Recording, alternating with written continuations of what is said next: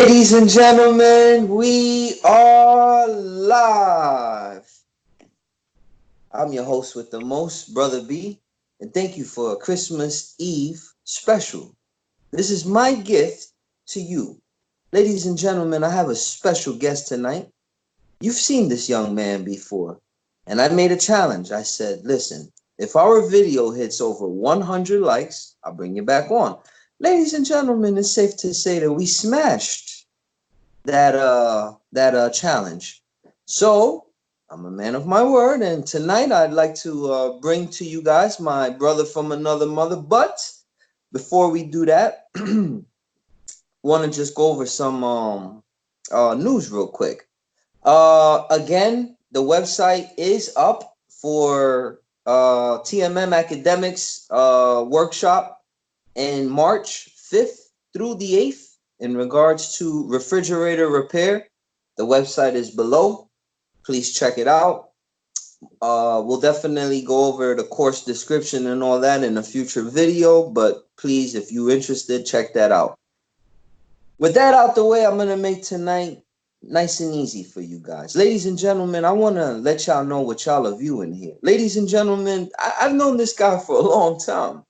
In fact, it's cool to see him grow into like the big deal that he is. And ladies and gentlemen, why do I say he's a big deal? Well, because tonight's guest is not just a friend of mine, but he is a key speaker at the ASTI conference that we are having next month in St. Pete that I suggest that everybody attend.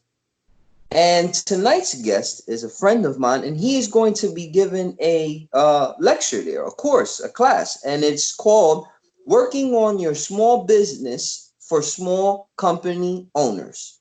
Ladies and gentlemen, tonight, get a pen, get a paper. It's going to be packed. You're going to get a sneak peek at what Brother David is going to host and discuss at the ASTI. With all that said, ladies and gentlemen, this man's been on the show before. You guys spoke. I got over 100 likes. You guys love him. I love him. Ladies and gentlemen, if you love the channel, please hit the subscribe and thumbs up button. And please give a warm welcome to my brother from another mother, Brother David. Welcome to the show. Hey, Brandon. Thanks for having me, man. Thank you. Thank you, brother. Going? Okay, brother. So let's get to this. You're going to be at ASTI next month, correct? Correct. Now, how does a guy land a gig there? You know, you got to be a somebody to speak in front of all those people. Well, actually, it's funny. A couple of years ago, I went out there and I noticed that they weren't doing anything geared towards very small businesses. You know, 80% of this industry is companies that have less than 4 employees. Right? The government puts the stats somewhere around like 4,300 appliance repair businesses in the country. I think that number is probably a little low, but 80% of those are less than 4 employees, and everything they were doing at ASTI was geared towards larger companies or how to go from, you know, a small company into a large company. We're talking 10, 20 techs, 30 techs, something like that. And a lot of people don't have an interest in that, or they're not at that, you know, not at that point anyway. So I'd approached the president of the association and suggested to him maybe they could do something geared towards smaller companies. And he said, all right, well then, you know, do you want to put something together? And so I did. And that's how that happened. Good for you, Brother David. Those guys are lucky to have you. Let me be clear. I want to thank you for that because, like you said, you know, there's a lot of attention on larger companies. But what about the little guy like me, you know?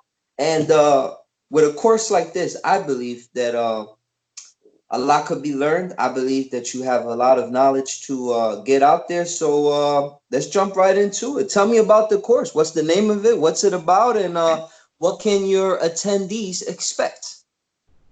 So the name of it is Working on Your Business for Small Service Company Owners. And the reason I emphasize on is because, you know, running a small company, you tend to get stuck in working in the business, right?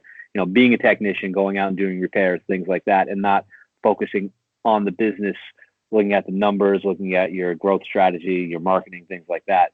And so what this is about is helping people to work on the business side of it as opposed to the technical side of it. So a lot of stuff to cover. There's a lot of things that the smaller companies have challenges with. A lot of times, a family business, you're working with family, your business life and your personal life often get mixed up. Talking about business at dinner, there's no break. You're doing it all weekend. It's nonstop. So looking at things like, well, how do you separate those two things, your personal and business life?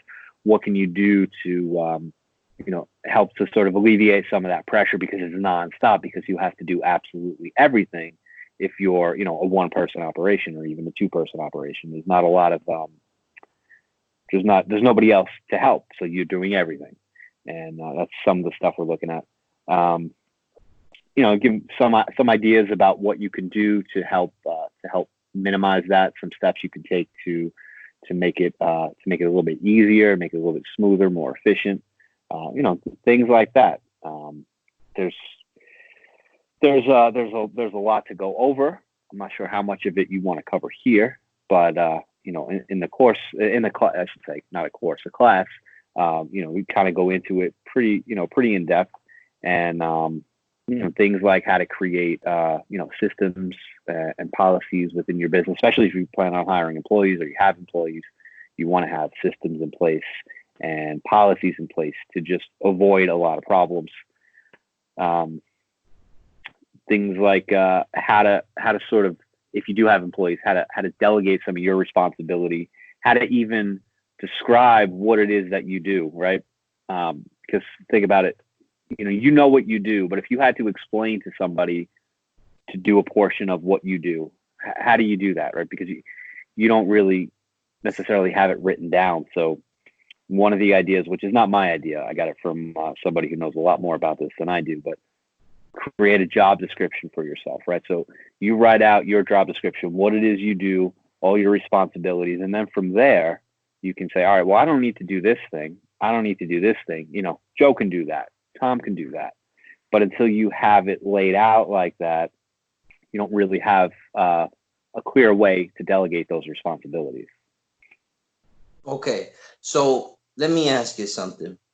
There's a lot of juice to unpack in 1 hour. You got a lot to cover.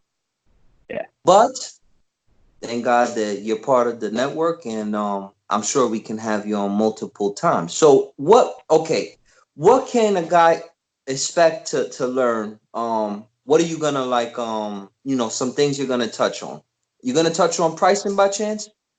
I get that a I lot. think the biggest when I was putting this together, I did some polling, with people I know, people in the industry, then on some of the Facebook groups, on some of the other chat groups. I said, what are some of the issues you guys would like to know, to hear about, to have discussed? The pricing kept coming up over and over again. Kind of the biggest issue that small companies seem to have is they don't know how to price correctly, and they're usually underpriced. And I think a lot of that comes from the fact that, most of the people in this industry, myself included, don't have any formal business training. And so they feel like they know what they're doing. It's easy. They don't need to charge a lot of money for it. It's easy to them because they're good at it. So they're not really valuing their skill at the appropriate level. So that's one of the things we go over. Figuring out how to calculate how much it actually costs to run your business. You can put your information into a spreadsheet, which you can actually get a template for free if you're a member of USA. And you put that information into your spreadsheet, and you're going to come up with a number. And that number is going to be, how much does it cost to run my business for every hour that I'm open? When you have that number, now you know how much you need to charge at a minimum. Without that, it's kind of a guess. And, if it's a one-person shop, you can usually wing it. You're making money or you're not making money. But as you grow a little bit, now there's a lot more factors that come into play, a lot of other expenses that you maybe aren't thinking about. And you put that stuff all on paper, and it's going to give you that number. And the first time I did that, I was like, wow, that's a lot of money. That's a lot of money every hour we have to spend just to be open for business. So, things like that, going over sort of job rates, or some people call flat rates, versus an hourly rate, how to work that, how to take that cost of doing business, that number it costs you per hour, and how to translate that into a job rate system, something like Blue Book or one of the other systems. And then some old school stuff like, so how do you maximize? Now you got this number, right?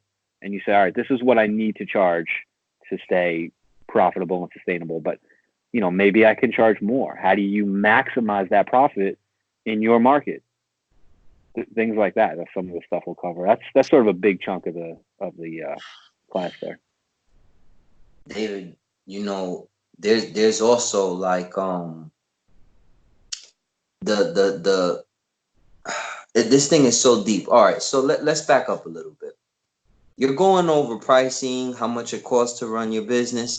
Do you cover even at a more rudimentary level as to like how to start your business, like step one? Or this course would assume that you're already up and running, and this will just help you grow your business? Correct. This assumes you're already in the business, and you want to sort of get a little bit more efficient. Maybe you want to hire one or two people, something like that. So it's not really going to cover how to start from scratch. But if you're already out there doing repairs, even on the side, this is still good information, because you're going to now take that side job and turn it into an actual business with some of this information.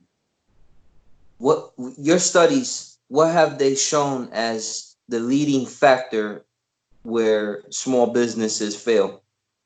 It was pricing, no doubt. There's no question about it. And that's not just in this industry, that's every industry.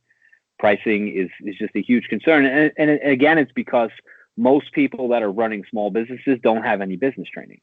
And so there's just, it's hard to gauge. There's so many factors, especially as you start expanding, that it's hard to gauge how much you should be charging and how much you can charge. And so that's always a concern for people running small businesses in any industry. David, what if a guy because my channel is flooded with guys who just started the industry, guys who are techs who just started their own company, or techs themselves who one-man gangs, and everything in between that.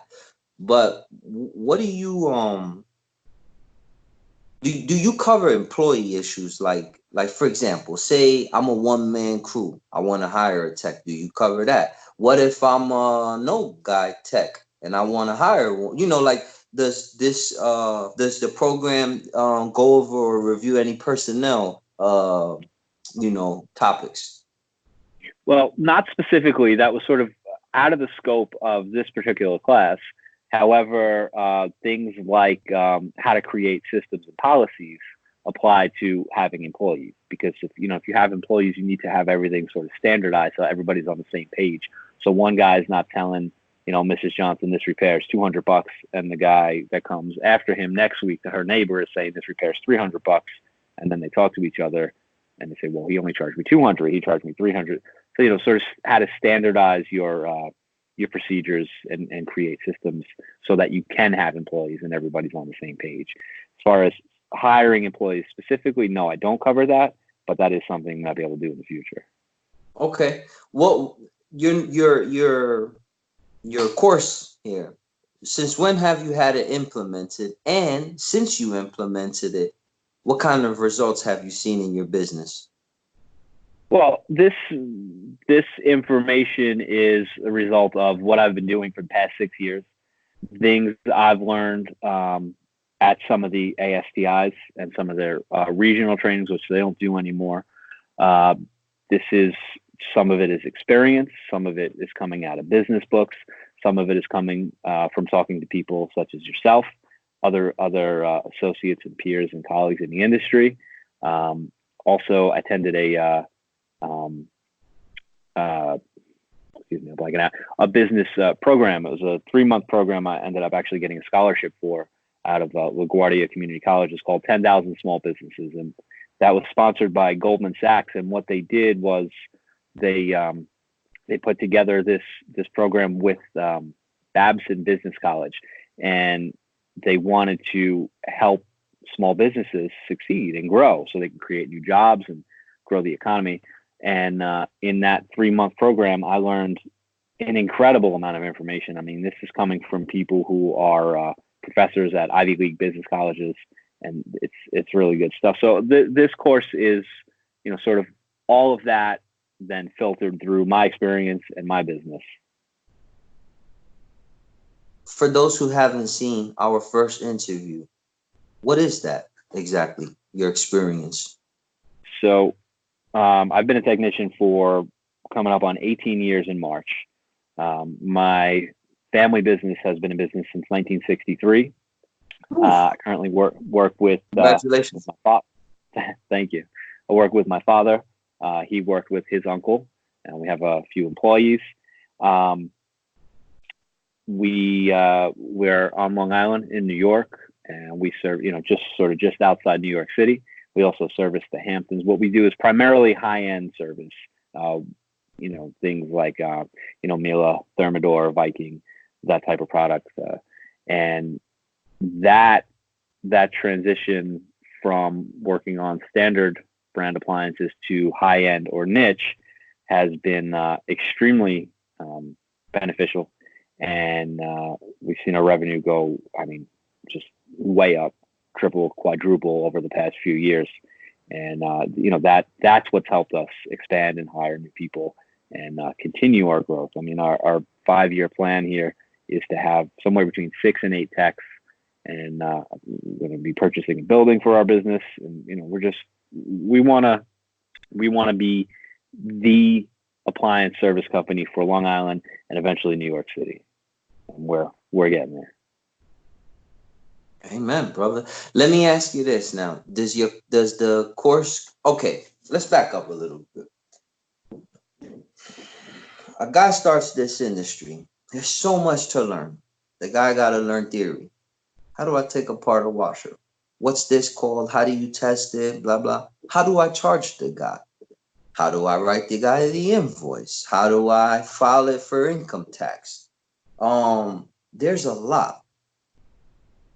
There's definitely a lot. Running a business, and we can't unpack it in such a short amount of time. So for the guy that says, I don't need to attend ASTI, I pay my taxes, and I run my 2 or 3 calls. What will he or she benefit by attending your course, and how will that mentality change after hearing what you're going to outlaw in ASTI? Well, the first thing I would have to say is that you have to want to grow your business, or at least improve your business. If you have no interest in that, then it doesn't matter, right? You're not going to get anything out of it. About six or 7 years ago, when it was just me and my father, we started looking at the numbers in our business, and it just, it just wasn't right. There were things that were not able to be paid, things that should have been paid. And the first thing we did was have me go to a USA regional training, which they don't do anymore, but it's similar to the ASTI, just on a smaller scale. At that training, I took one of their business courses, and the first thing they did in that business training was tell you how to figure out how much it costs to run your business. And that one thing right there it's very eye-opening when you see how much you need to bring in every single hour just to stay open. And from there, we said, well, we either have to change something or we're going out of business. So we started by increasing our prices. And from there, everything just sort of snowballed. We were invested in it. We wanted to do it, so that helps. But from that point, we've gone almost quadruple in revenue from that point about 6 years ago. And so, do you guys cover bookkeeping? Bookkeeping in what way? What do you mean? In the course, like just keeping track of all your numbers and stuff like that. That's not something we go over. One of my recommendations in this course is usually to have a professional handle certain things that are real specific, like bookkeeping or accounting. You really want to outsource that to somebody who knows what they're doing, because that's not something you want to screw up. What do you think you're going to teach here next month that you wish you would have known day one? The biggest thing. how to charge appropriately. That's by far, that was our biggest issue, because, coming from a real old school mindset, like I said, this is easy. We just do it. It's no big deal. Not easy, but you know how to do it, and it feels easy to you. And so we were afraid. Really, it was a fear. I think that's the biggest obstacle people have to charging what they should be charging, is they're afraid. Or we were afraid. So if we double our prices, which is essentially what happened, we're going to lose all our customers. And we did. We lost a lot of them. We lost a lot of the old customers, but we got new customers, better customers, who were willing to pay what we needed to charge to stay in business and to be profitable and sustainable, and make a decent living. So yeah, if there was something I wish I knew when I started this 18 years ago, it would be how to price appropriately. Because without money coming in, there's no business. There's not you're just running around fixing stuff, which can be fine. But if you want a business, you need money. I think as far back as I can remember, there's always been like an industry number out there floating around. And it's always been like 150. That's always been like the industry number, like 150, 150. Yeah. You need a thermal fuse, 150. Wash your drain pipe, 150. Anything, 150. That 150 is killing us, huh? Yeah. For me, it was 200. Whatever. That's always the number that I had heard. 200 for this, whatever. Or you wanted to make 200 above the price of the part, or something like that. But that's not realistic. It's very simplistic, because maybe you need to make more than that.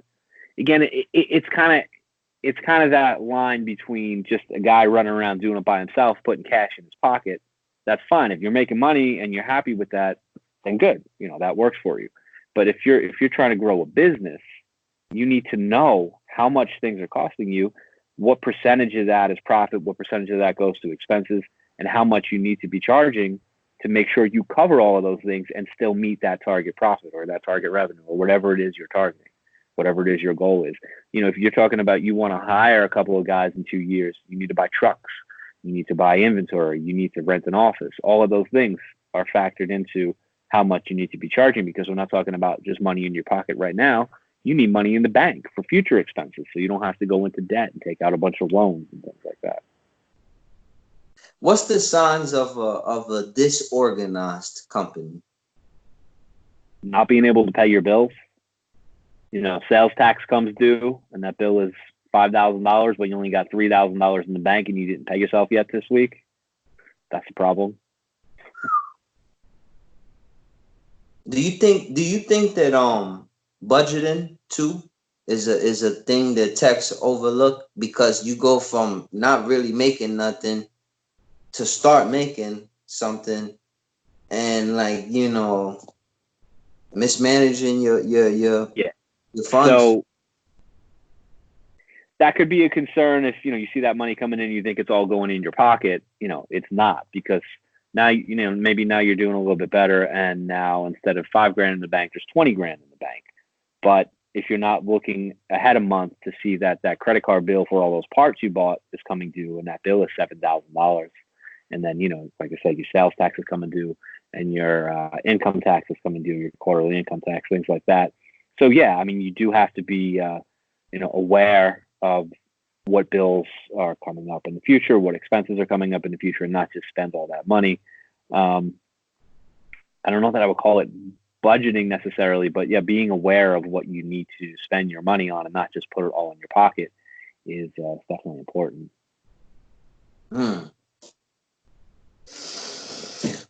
Okay, let me ask you this then. What can a business do then to increase, without going into great detail? What aside, I guess it all boils down to pricing. It's just confidence in pricing. That's probably the most important part. Having somebody answer your phones instead of you answering it yourself, that's another big one. For a few reasons. Number one, you're going to miss a lot of calls because you're on a job. You're not going to be able to answer that. If you do answer that and you're on a job, you're going to be rushed. You might not sound right on the phone. The customer's going to be put off. They might not call you back. They might not book. Having somebody answer your phone, what are you paying them? $12, $15 an hour. If they're booking one job an hour for you, that's it's a minimal expense for all of those extra jobs that you can book and to come across professionally. A lot of people are reluctant to hire somebody into their phones to say, "Nah, I can do it. And I did it, and it's no fun, and it just doesn't work because you're missing a lot of calls and it's just not coming across right on the phone. I mean, there's only how many scenarios you're in somebody's house working on an appliance. Either you don't answer the phone because you don't want to stop what you're doing, or you don't want to be rude to the customer you're already with, so you don't answer the phone. Maybe they leave a voicemail, maybe they don't. Or you answer the phone and you're in somebody else's house. Now you've disrupted the job you're working on. You're potentially coming off as rude to the customer whose house you're in, and you're probably rushed and not really taking the time to speak correctly to the person on the phone. And sort of everybody loses in that situation. And I know there's going to be people that say, well, not me, I can do it. Yeah, I know. But realistically, you need to have somebody answering your phone. And that's one of the things. Yeah. No, go ahead. That's one of the things about the job rate pricing that I really like, right? As opposed to an hourly rate. So if, I mean, you could do it with an hourly rate too, but if you want to hire somebody, right, it's a real simple way to figure out how much this is going to cost you. You say, I'm going to pay them, let's just say $10 an hour for an easy example, right? And they're working 40 hours a week. So that's $400 a week. Let's say you do, you do 20 jobs a week, right? So now what do you have to do? You just have to raise your rates per job by $20 to cover that 400. And so it makes it real easy once you understand how much it costs you to operate your business to see, okay, I have this expense coming up. I need to raise my rates by this much money. Done. Covers the expense. You're not taking anything out of your pocket. And if you're using that money to hire someone to answer the phones, you're putting more money in your pocket. But it's real easy to figure those things out and to make sure you get it covered correctly. Guys who got their own business, they want to grow, they're either going to go one or two ways. It's very rare that they could get two at the same time, but they're either going to go, I got to get a tech, or they're going to go, I got to get someone to answer the phone. What's more important to get first, in your humble opinion? Get you a tech or get you a receptionist, CSR? Yeah. I would say probably somebody on the phones first, because that sets you up to be professional. Just like anything else, you want to have all of the foundational stuff covered before you move forward. It could be in anything, not just in your business. If you're going to embark on some large project, you want to make sure you got all of the base foundations covered and set up so that when you do go forward, everything below that is solid. I mean, it's just sort of a real basic concept in doing anything on a large scale. And ideally, you're not saying, I got to hire a tech because I got so much I don't know what to do with. I mean, sometimes that happens, right? But ideally, you've planned this out and you've thought about it, and you have a plan for the next quarter, and then a plan for the next year, and then a plan for the next 3 years, and a plan for the next 5 years. And, as you're coming up on those terms, you're reviewing your plan. You're saying, all right, this is what I wanted to accomplish, these 5 goals in this quarter. And I did 3 of them, so I'm going to push these 2 back. But you're sort of keeping a tally of it. You're saying, these are the things I need to do because this is how I've thought out and planned about what I want to do with my business. And I need to accomplish these things by this timeline. It doesn't always work that way, but at least you have some sort of, an outline to work with. So you're not just going forward blindly, just doing things and dealing with stuff as it pops up. You have a plan. You want to have that thought out, things like that. Do you go into how much to pay your technicians? I mean, how much you're going to pay them is a lot of times based on your location. So like in New York here, we got to pay our guys a lot of money because it's New York. And somewhere else, you might pay them less. Personally, I like commission, sort of a base salary plus commission. The percentages, that's more of a personal decision. How much do you want to pay your guys? My opinion on paying employees is you want to pay them well, and you want to give them a lot of benefits and a lot of support and just a lot of good stuff, because it takes so much effort to get a good employee, you don't want it to just go work somewhere else. So what I would say is pay them as much as you possibly can, and in a number that works for you. Okay, we're coming up on half an hour mark here, and your thing is 1 hour. Let me leave you with this. Go ahead and wrap it up for us. One more time. What can we expect? How long's the course? If guys want to see you, what can they expect? Go ahead and just one more time get it out there to the universe. And when I go out there to ASTI next month, I'll be out there personally, and I'll get with you out there. But one more time for the guys that what can they look forward to, and how can they find you? All right, so we're going to cover this 1 hour class that I'm doing here. It really just sort of is a basic outline. This kind of information we could go into. I have 22 points I wrote down here just as a preparation for this discussion with you. You could take each one of these things and break it down into an hour each. I mean, there's a lot of information here. For the purposes of ASTI, their time blocks are an hour or 90 minutes. So, we don't have all day to talk about it. So you got to sort of make it into a presentation. But if you really wanted to get into this, we could spend, a lot of time on this type of thing. I mean, we're going to cover, just a basic overview of the industry, things that small company owners are dealing with, how to deal with some of those problems. Like I said, how to create, systems and policies to sort of alleviate some of the pressure, to standardize stuff if you have employees. Talk about how to set your goals for quarter, 3 year, 5 year, long term, sort of a basic overview of a real general business plan. A little bit of stuff about some online presence, Google business listings, what your website looks like, how to get reviews. A bulk of that is going to go over pricing. What should you charge? How do you determine what it costs to operate your business? How to maximize that profit? Some of the obstacles, which are usually psychological, in increasing your rates, especially if you're already on the small side. How customers perceive your business and what that means for how much you can charge. Also talk about, an exit strategy. What do you want to do? What do you want to do 30 years from now? You want to retire and sell your business? You want to shut it down? What does that mean? What does retirement look like for you? The things you need to think about now before you're 65. And also they'll sort of close it out with what does the future of appliance repair look like? What are the trends in the market now? What are the competitive threats from something like Amazon or some of the on-demand services? What does that mean for a small company? How do you compete with that? And that's sort of a basic overview of what we'll be doing at ASTI in January. No way, Jose, you can get all that out in 1 hour. Hell no. Brother David, I've only had you 36 minutes, and it feels like we were on here for like 5 minutes.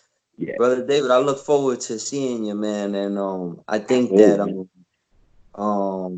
we're gonna shape this industry up and give guys good information that was esoteric and it was just unheard of. So I thank you for your knowledge. I thank you for your experience, your 18 plus years. Look forward to seeing you. And anything else you got? The last thing I want to say is, I know all the guys that are subscribed to your channel, people that are going to ASTI, these are good people. They're good at what they do, and they deserve to make a good living. And they should be making a lot of money because they're professionals, and they're going to people's houses. They're not ripping them off. They're doing the right thing. They're repairing their problems. They're honoring their warranties. All of these people should be making good money, and I want to help people do that.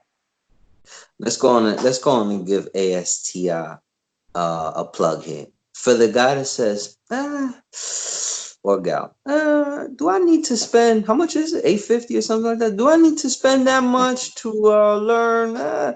What do you say to that? Say, if you're serious about improving your business and making money in the future and growing your business, then yeah, $850. I mean, it's a lot of money, but in the long run, it's nothing. And the so this is 1 hour out of 5 days of classes, and there's dozens of classes like this from people all over the industry, people that are running shops with 50 trucks, people that are running 20 trucks, people that have been doing this for 50 years.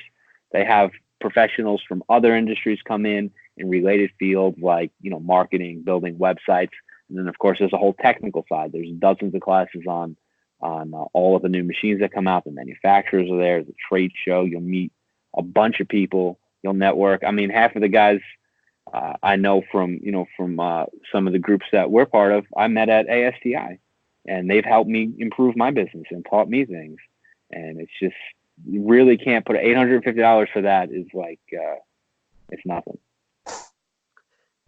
You got to treat the industry good so that the industry will treat you good. It's as simple as that. Brother David, again, man, I look forward to being out there with you personally, man. We'll air some of your stuff live if that's okay, and and we'll definitely spread the gospel and get the guys all caught up, man. Again, this was a short episode, but we'll follow up after ASTI if anyone has any questions. And we'll allow like the subscribers now in the comment section to start writing stuff. I asked you some stuff that I thought. I'm sure there's going to be a million questions on small business owners in the comment section. But thank you for taking your time out and being with us tonight. Happy Merry Christmas, Happy New Year's, and to you and the family. And again, brother, love you and thank you for everything, man. You be safe out there, all right? Stay warm. You're welcome, man. Thank you. Good night. All right, brother. Take care, man.